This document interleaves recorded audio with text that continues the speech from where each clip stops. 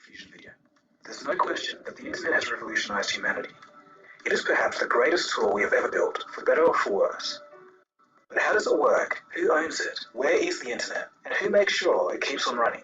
Today, let's explore the internet, its pioneers, the organizations that keep it running, its present, and its future. You are watching Cold Fusion TV. The revolution begins in 1969. During this time, the US Defense Department had a branch called the Advanced Research Projects Agency, or ARPA. ARPA-funded researchers developed many of the technologies used for internet communication today. At first, they connected computers across a few universities and called it ARPANET.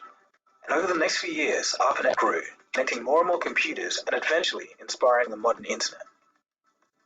20 years later, English computer scientist Sir Tim Berners-Lee was working at CERN in Geneva. He was hired to fix the mess that grew out of the incompatibility of different networks in CERN's system. His solution was the World Wide Web. Although the internet and the web are often used as synonyms, they are not the same thing. The internet is the infrastructure of the network, while the web sits on top of this and is essentially a way to access information via the internet. Tim Berners-Lee invented the core on which most websites work. He allowed the internet to become uniform and usable, yet he never patented his idea. One can only imagine the riches he gave up in order to allow for his invention to flourish.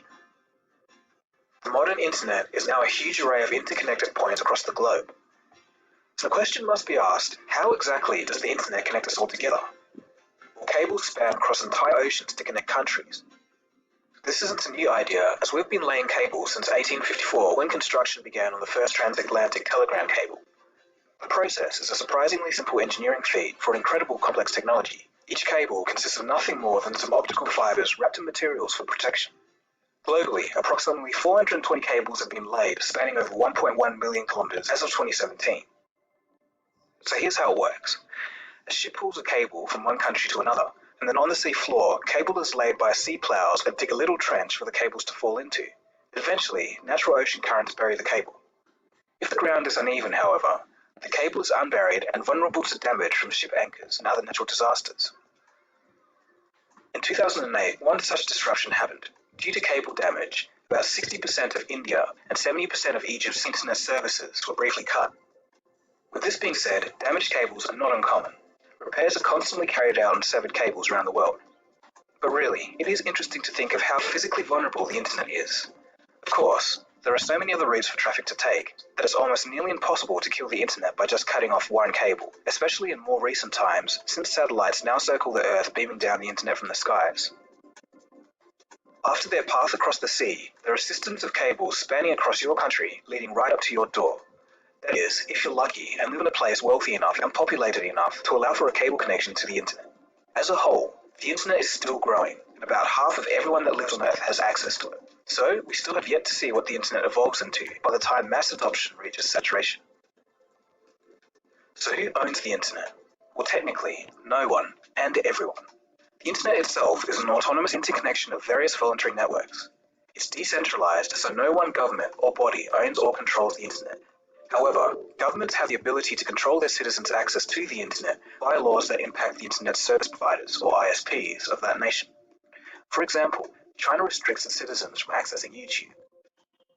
In 2016, the US government officially handed over the ownership of the database which holds the domain names of the internet to a body called Icann, or the Internet Corporation for Assigned Names and Numbers.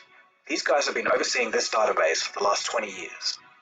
This meant that we reached the point where the ownership was given back to the people. Icann is an independent body which is comprised of a multi-stakeholder community. This means that Icann tries to consult the internet community about changes and at least tries to be as open and as transparent as possible. So it's unlikely that you've ever heard of Icann, but the non-profit organization performs one of the most important rituals to keep the internet safe. They manage the domain name system, or DNS. Icann, the Internet Corporation for Assigned Names and Numbers, which basically assigns web addresses. The California-based organization is technically a not-for-profit, but it has one of the biggest jobs in governing the internet, to manage the domain name system, or DNS. This means that when you type in www.google.com, the response you receive is from Google, and not a fake version of Google created by a Nigerian prince or other scammer. Every 3 months, a group of trusted community members gather to perform a ritual, which will renew and ensure the DNS system for the next 3 months. The ceremony is recorded with tight security such as guards, safes, cages, and alarms. In fact, the alarms are so sensitive that at one ceremony, a slamming door set off the seismic sensor, locking people into one of the cages. An evacuation had to be triggered to release them. The master key is stored in a cryptographic device. This device, if dropped or tampered with, will erase all of its contents. Fragments of keys are distributed among the trusted members, ensuring that no one person can create the master key. This requires the presence of at least 5 of these people to come together to do so. At the heart of this new system lies one master key. That key is controlled by 7 smart cards, locked in one of 2 high-security deposit boxes, one on the East Coast, one on the West. The keys to those boxes are scattered around the world in the hands of 2 groups of 7 online security experts. This is just one organization that helps make sure the internet runs smoothly, but they're not the only ones. There's a host of others, such as the Internet Engineering Task Force and the World Wide Web Consortium run by none other than Tim Berners-Lee. These organizations set the standards, make the protocols, and ensure that the internet is safe and open. It's undeniable that the internet has changed our lives forever. It has taken over so many facets of our lives. It's allowed people to carry around every encyclopedia in the world just in the palm of their hand. I wonder how many people have used Google to solve arguments. But with massive information also comes massive misinformation. It's much easier now for people to use confirmation bias to validate their own point of view, leading to the infamous echo chamber effect. The use of social media has also drastically changed our lives. It's been said to be tearing apart the actual foundational fabric of how society functions. I've discussed this all much further in my video, The Death of Facebook, and I'll leave a link for that below and at the end of this video. So of course the internet has some negative aspects, almost any technology does, and this is because human nature is to blame for the way we use the tools we make, not the tools themselves. With that being said, the internet also has many positives. The internet has given creators, artists, journalists, and many others a platform that would otherwise just not exist. Your favorite YouTubers wouldn't be able to make their videos without the internet. Michael from Vsauce has an old and still running segment called Do Online Now Guys, or DONGs. This series was simply a list of amazing things that you can do on the internet. It's one of the oldest series that's around, but the great thing about it is that it still captures the original wonder of the internet. Interesting topics organically trend, and more people view things that are generally interesting. This is very unlikely to happen in the old world, where you would stumble across an interesting topic in a rigid magazine or newspaper, and it would just be for you. You couldn't share it instantly and discuss it and develop a rapid, wider community around it. A rate of spread and magnitude of reach of information that was only once possible if you owned a whole media outlet for a country is now to some extent possible by anyone with an internet connection and a potent message.